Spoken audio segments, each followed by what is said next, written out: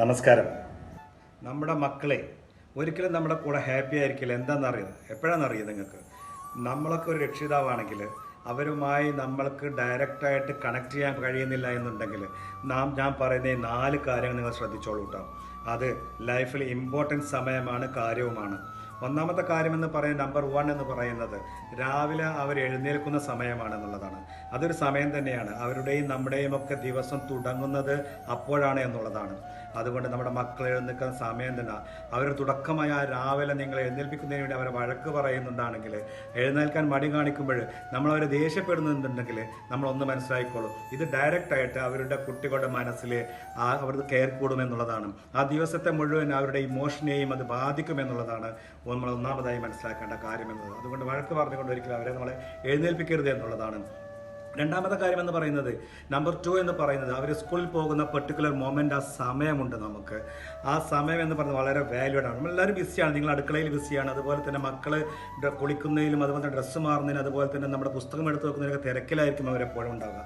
ആ സമയത്ത് കുട്ടികൾ എന്ന നിലക്ക് അവർ ഭയങ്കരമായിട്ടൊരു അൺസെക്യൂർ ഫീൽ ചെയ്യുന്ന, ഒരു അരക്ഷിതാവസ്ഥ ഫീൽ ചെയ്യുന്ന, ഒരു അനുഭവിക്കുന്ന ഒരു അൺകംഫർട്ടബിൾ ഫീൽ ചെയ്യുന്ന ഒരു സമയമാണ് ആ പർട്ടിക്കുലർ മൊമെൻ്റ് എന്ന് പറയുന്നത്.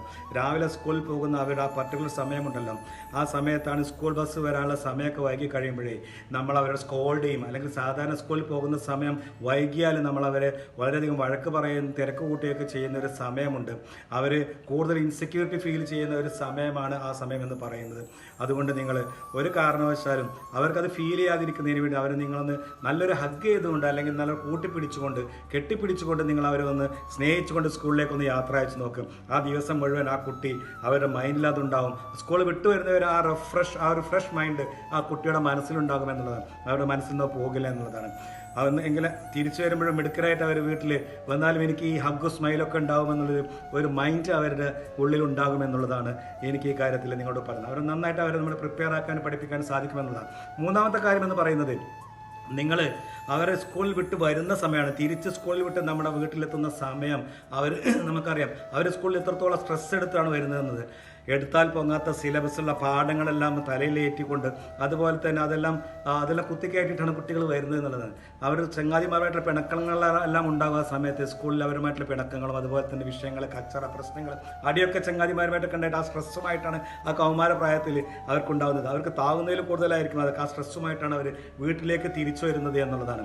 ആ സമയത്ത് നമ്മൾ അതുപോലെ തന്നെ ഹോംവർക്ക് ചെയ്യുന്ന ചിന്തകളെ കുറിച്ചൊക്കെ അവർക്ക് നല്ലതായിട്ട് മനസ്സിലുണ്ടാവും. ഈ കാര്യങ്ങളൊക്കെ അവർക്ക് മനസ്സിലുണ്ടാവും. അപ്പോഴാണ് നിങ്ങൾ അവരെ വീട്ടിലേക്ക് തിരിച്ചു വരുന്ന സമയത്ത് നല്ലൊരു സ്മൈൽ കൊടുത്തുകൊണ്ട് ചിരിച്ചുകൊണ്ട് അവരെ ഹഗ് ചെയ്തുകൊണ്ട് നിങ്ങൾ വീട്ടിലേക്ക് സ്വീകരിച്ചോളൂ കേട്ടോ. അവർ വാല്യൂ ചെയ്യപ്പെടുന്നുണ്ട് എന്നുള്ളത് അവർക്ക് ഫീൽ ചെയ്യണം. അവർ കംഫർട്ട് സോണിലാണ് എന്നവർക്ക് ഫീൽ ചെയ്യണം എന്നുള്ളതാണ് മൂന്നാമതായി എനിക്ക് നിങ്ങളോട് പറയുന്നത്. നിങ്ങൾ സ്വീകരിക്കുന്ന ആ ഒരു മൊമെന്റിൽ അവർ വാല്യൂ ചെയ്യുന്നുണ്ട് എന്നുള്ളത് അവർക്ക് മനസ്സിലാക്കണം, ബോധ്യപ്പെടുത്താൻ നിങ്ങൾക്ക് സാധിക്കണം എന്നുള്ളതാണ്. അവസാനത്തേതും 4മത്തേതുമായ കാര്യം എനിക്ക് പറയാനുള്ളത് എന്താണെന്നറിയോ? ഉറങ്ങാൻ കിടക്കുന്നതിന് മുമ്പാണ്. മക്കളോട് നിങ്ങൾ ഉറങ്ങാൻ കിടക്കുന്നതിന് നല്ലൊരു കംഫേർട്ട് ഫീൽ ഉണ്ടാകുന്നതിന് വേണ്ടിയിട്ട് നിങ്ങൾ അവരെ സഹായിക്കണം. നല്ലൊരു ഉറക്കം കിട്ടുന്നതിന് വേണ്ടി ഒരു സിറ്റുവേഷൻ അവർക്ക് ഉണ്ടാക്കി കൊടുക്കണം എന്നുള്ളതാണ് എനിക്ക് പറയാനുള്ളത്.